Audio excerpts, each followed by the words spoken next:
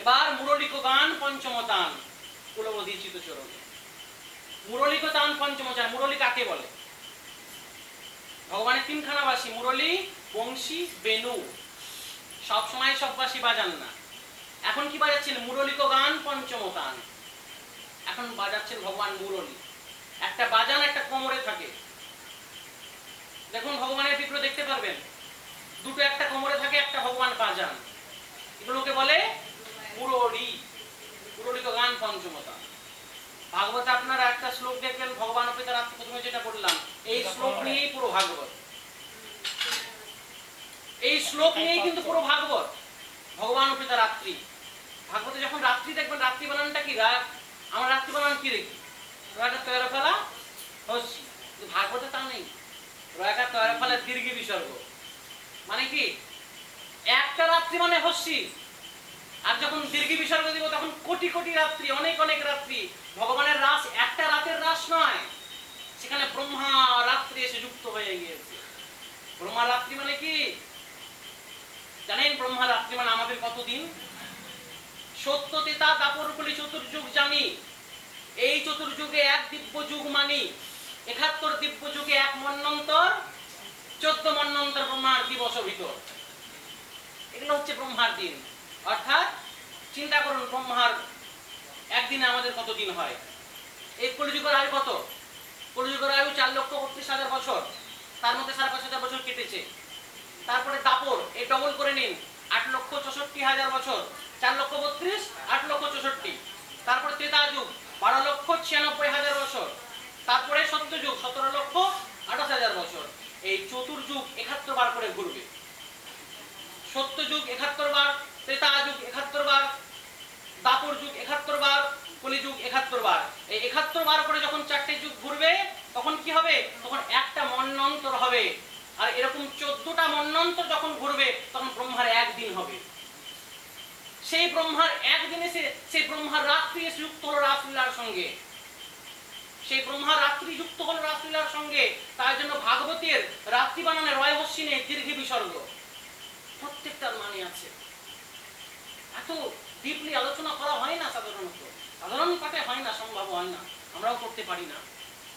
কারণ বেদব্যাস যা লিখছেন ভাগবতের রাত্রি কথার ব্যাখ্যা দিতে গিয়েই ১ ঘন্টা চলে যায়। রাত্রি মানে কোন রাত্রি? আধ ঘন্টার নাচাগানা রাত্রি নয়, ব্রহ্মা রাত্রি যুক্ত হয়েছে এখানে। কারণ কি? ব্রহ্মা দেখছেন ভগবানের রাস হয়েছে, আমার সমস্ত রাত্রি তার মধ্যে ঢুকিয়ে দিই। মানে এক রাত্রে রাস শুনে আমার অভিলাষ পূর্ণ হবে না, তাই ব্রহ্মা সকল কিছু ঢুকিয়ে দিলেন। এবার কি বললাম? ৩টে বাঁশি, মুরলি, বেনু, বংশী। মুরলি কাকে বলে? ২ হাত লম্বা ৪টি ছিদ্র, তাকে বলে মুরলি। বেনু কাকে বলে? ১২ আঙুল লম্বা ৬টি ছিদ্র। আর বাঁশি হচ্ছে ১৭ আঙুল লম্বা ৮টি ছিদ্র।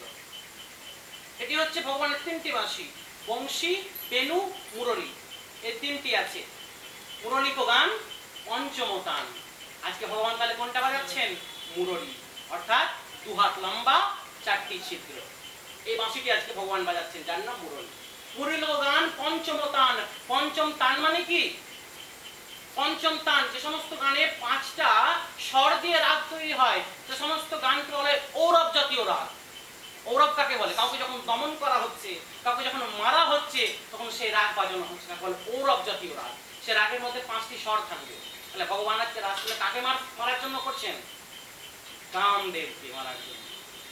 কামদেবকে মারার জন্য। সাক্ষাৎ কামদেব যদিও ভগবানের পুত্র, মদন দেবতা, ভগবানেরই পুত্র মদন দেবতা বলা হচ্ছে। হ্যাঁ, সে কামদেবকে দমন করার জন্য ভগবান রাসলীলা করছেন। তাই পঞ্চাক্ষরীয় আজকে পঞ্চম তানযুক্ত রাগ ধ্বনিত হচ্ছে।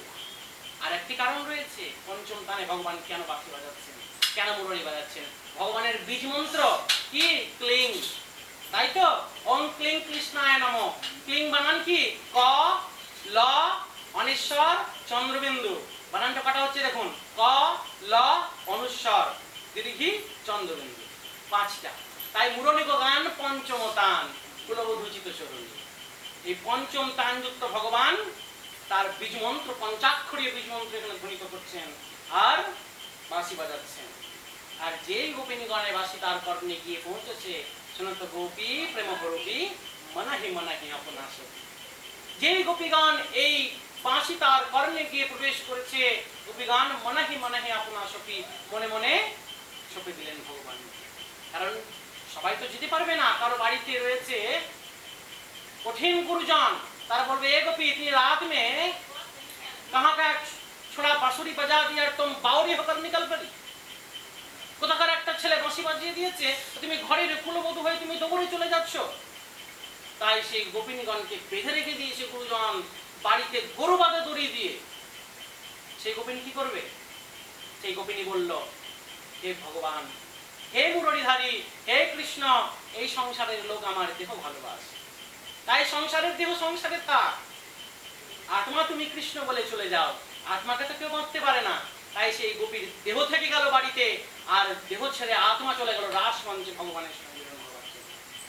এবার কি তাও বলবেন যে রাস নারী পুরুষের মিলিত নাচ? যদি নারী পুরুষের মিলিত নাচই হবে, তাহলে নারীর শরীরটা তো দরকার। সেই নারীর শরীরটা বাড়িতে ছেড়ে দিয়ে চলে গেল, আত্মা চলে গেল কৃষ্ণের কাছে। কৃষ্ণের সঙ্গে আজকে আত্মা নৃত্য করছে। আত্মার কোনো নারী পুরুষ হয়? নারী পুরুষ তো দেহের হয়, নারী পুরুষ তো শরীরের হয়, আত্মার তো হয় না। সেই পরমাত্মা হচ্ছে শ্রীকৃষ্ণ, আর জীবাত্মা হচ্ছে আমরা। আমরা চলে যাচ্ছি ভগবানের কাছে দেহ ত্যাগ করে নৃত্য করার জন্য। মনাহি মনাহি আপনা সপি, আর যাহি বলতো তাহি চলতো মুরলিত কলকলনি। যেমন করে ভগবান বাঁশি বাজাচ্ছেন, সেই ধ্বনি অনুসরণ করে গোপিনীগণ সেখান থেকে চলে যাচ্ছে। কেমন করে যাচ্ছে? বিশরি গেহ নিজহি দেহ, কেহ কাহুকে পথ না হেরো, এক নয়নে কাজরে গেহ এক কুণ্ডল দোলনি। কেমন করে ভগবান যাচ্ছেন? বিশরি গেহ, গেহ মানে পোশাক, আবার বেহ মানে ঘর। ঘর ছেড়ে দিয়ে চলে যাচ্ছেন মানে আত্মা ঘর ছেড়ে দিচ্ছেন, মানে দেহ ঘর, দেহ ঘর ছেড়ে চলে যাচ্ছে বিশরি গেহ। আবার অন্য দিক দিয়েও বলছে যে গোপী বাড়ি ছেড়ে যেতে পারছে, তারা বাড়ি ঘর ছেড়ে দিয়ে ভগবানের কাছে কুঞ্জবনে মিলিত হওয়ার জন্য। বিশরি গেহ নিজহি দেহ, এক নয়নে কাজল গেহ। তো এক চোখে কাজল পড়তে পড়তে যেই বাঁশি শুনেছে, এক চোখে কাজল দিয়েছে, আর এক চোখে দেওয়া বাকি ভগবানের কাছে দৌড়েছে। কেউ কানের পড়ছে, ভগবানের বাঁশি শুনতে পেয়েছে, এক কানে পড়েছে, আরেক কানে পড়তেই ভুলে গেছে, দৌড়েছে। কেউ চোখের কাজল মানে মুখে দিয়েছে, কেউ মুখের রং চোখে দিয়েছে, এইভাবে চলে গেছে ভগবানের কাছে। তার মানে কি? তার মানে আমরা যদি লিপস্টিক পড়তে পড়তে ভগবানের ডাক আসে, সঙ্গে সঙ্গে আমাদেরকে গোবিন্দায় নমঃ। যখনই বাঁশি বাজবে আমাদেরকে বিশরি গেহ নিজহি দেহ, এক নয়নে কাজর গেহ রে। ভগবানের কাছে সঙ্গে সঙ্গে আমাদেরকে চলে যেতে হবে, কোনো বাধা আমাদেরকে টিকিয়ে রাখতে পারবে না। একটু থামো, আমার একটু কাজ আছে, করে আসছে, হবে? সম্ভব? মৃত্যু আমার দরজায় দাঁড়িয়ে আছে, আমি বলছি একটু দাঁড়াও, একটু কাজ আছে আমার, একটু কাজটা করে আমি যাচ্ছি। শুনবে মৃত্যু? মৃত্যু কারোর বাদ সাজে না।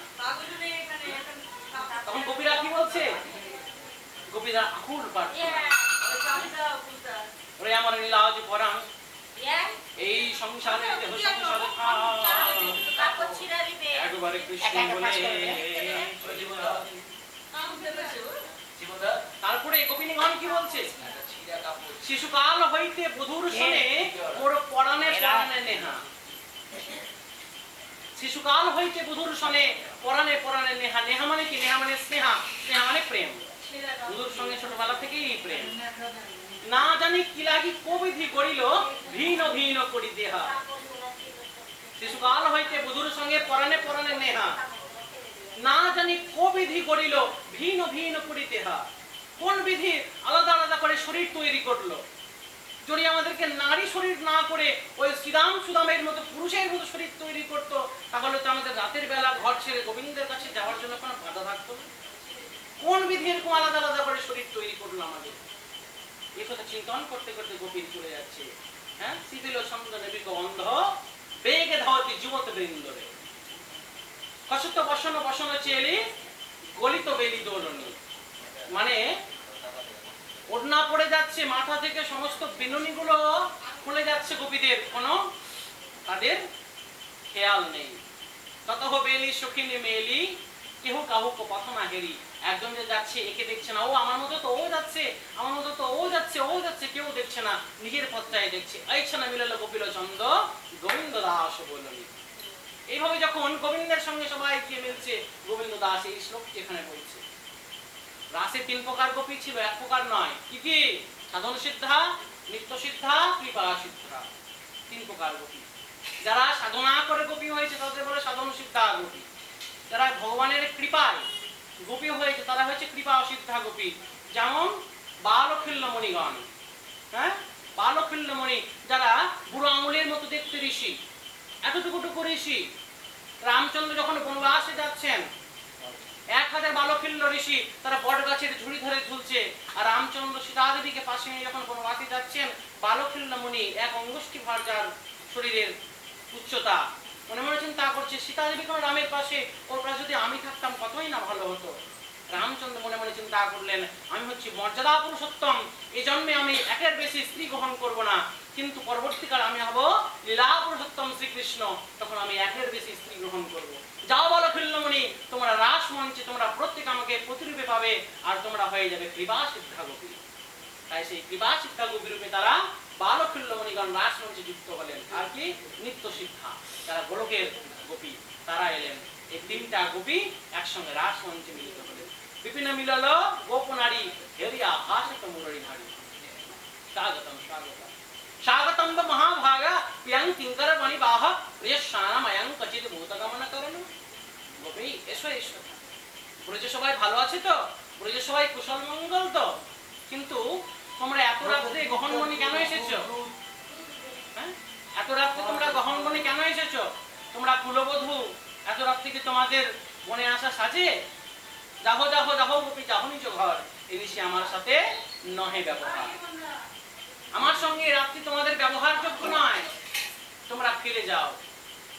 তখন ভগবান বলছে, ওহো, তোমাদেরকে বলা মানে তোমার বর্ষে ঘি ঢালা। তোমরা জানো সতী নারী কাকে বলে? আমার কাছে শোনো, ভগবান জ্ঞান দিচ্ছেন। ভগবান আবার জ্ঞান দিচ্ছেন সতী নারী কাকে বলে, আমার কাছে শোনো। যদি হয় সুন্দর পুরুষ যুবা সর্বগুণাশ্রয়, তবু পরপতি অভিলাষ সতী ধর্ম।